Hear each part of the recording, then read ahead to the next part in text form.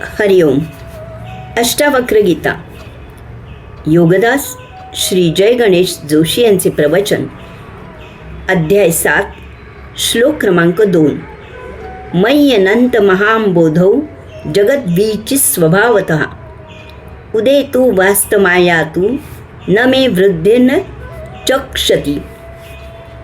भावार्थ: अनंत अशा महासागर रूपी माझ्यात स्वाभाविकपणे जगतरूपी लाटा निर्माण होत असतात, तसेच त्या विलयही होत असतात. त्यामुळे माझ्यात वृद्धी किंवा घट होत नाही.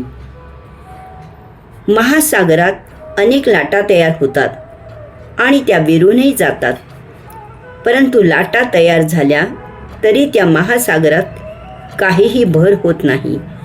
तसेच त्या लाटांमुळे महासागर वाढतही नाही. तसेच ह्या निर्माण झालेल्या लाटा विरून जातात, म्हणून त्या महासागरात घटही होत नाही. महासागर कमी होत नाही. लाटा निर्माण होवोत किंवा न होवोत, किंवा निर्माण झालेल्या लाटा विरून जावोत, महासागर जसा असतो तसाच अबाधित असतो. कारण लाटा हा त्या महासागराचाच एक अविभाज्य घटक असतो. महासागर त्या लाटांमुळे स्वतःची वेगळी अशी ओळख करून घेत नाही. या लाटांमुळे तो प्रभावित होत नाही. त्याच्यात लाटा तयार होणे हा त्याचा स्वभावच आहे. त्यात मिळवण्यासारखे असे विशेष काहीही नसते. त्याच्यासाठी ती उपाधी असू शकत नाही. येथे राजा जनक त्याची आत्मानुभूती सांगत आहे. तो म्हणतो की अनंत अशा महासागररूपी माझ्यात स्वाभाविकपणे अगदी सहजच जगतरूपी लाटा तयार होतात. त्या विरूनही जातात, तरीही माझ्यात वृद्धी किंवा घट होत नाही. महाविलक्षण अशी ही आत्मानुभूती आहे. रबर ताणला की तो आकाराने मोठा होतो, आणि असा ताणलेला रबर सोडला की तो ताणलेला भाग कमी होतो आणि रबर पुन्हा जसा होता तसा होतो. असे समजूया की त्या रबराचे वजन 5 ग्रॅम आहे. आपण मोजले तर असे आढळेल की त्या ताणलेल्या रबराचे वजन 5 ग्रॅम असेल आणि ताणून सोडलेल्या रबराचेही वजन 5 ग्रॅम असेल. याचा अर्थ ताणला किंवा आकुंचन झाला तरी रबर जसा होता तसाच राहिला. आत्मब्रह्मात स्वभावतःच अगदी सहजच अनेक विश्वे तयार होत असतात आणि कित्येक नष्टही होत असतात.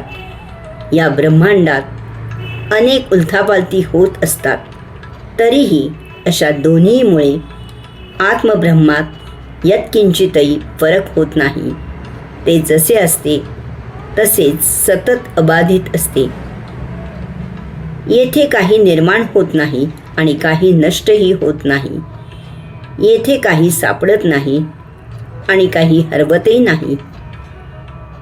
येथे काही मिळत नाही आणि काही सोडूनही जात नाही. येथे काही उपद्रव नाही आणि काही शांतही नाही. येथे काही क्रोध लोभ नाही आणि काही दया क्षमाही नाही. येथे काही लाभ नाही आणि काही हानीही नाही. जे आहे ते आहे. जो काही होत असतो तो आभास असतो.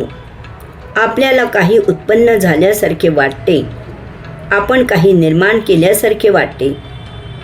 ते पकडायला गेल्यास हातात आल्यासारखेही भासते, परंतु हातात कायम टिकत मात्र नाही.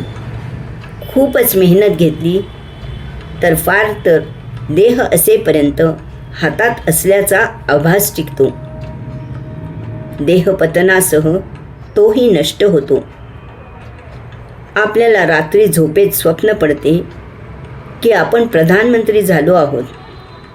सकाळी जागे होऊन पाहावे तर आपण जसे होतो तसेच कचेरीतील कारकून असतो. यास्तव आपण आपल्याला कसल्याही उपाध्या लावून घेऊ नयेत. या उपाध्या आपल्याला मिळाल्या आहेत हा आपला अहंकार असतो. या उपाध्या चिकटवून जोडून आपण फक्त आपला अहंकार प्रतिष्ठा जपत आणि फुलवत असतो. त्याला जरी कोणी धक्का लावला तरी त्या उपाध्यांच्या भ्रमामुळे आपण रिपूंच्या आहारी जातो. हातून प्रमाद होतात, भोग निर्माण होतात आणि भोगाने भोग वाढतच जातात. याला अंत असत नाही. राजा जनक जे सांगत आहे ते समजून घ्यावे. आपण अमुक्त आहोत असा गैरसमज भ्रमाने करून घेऊन अशांतता ओढून घेऊ नये. आपण सदा मुक्तावस्थेतच असतो. हे ज्ञान परमसन्यास आहे. त्या योगे सदा कैवल्यानंदी राहावे. हरिओम.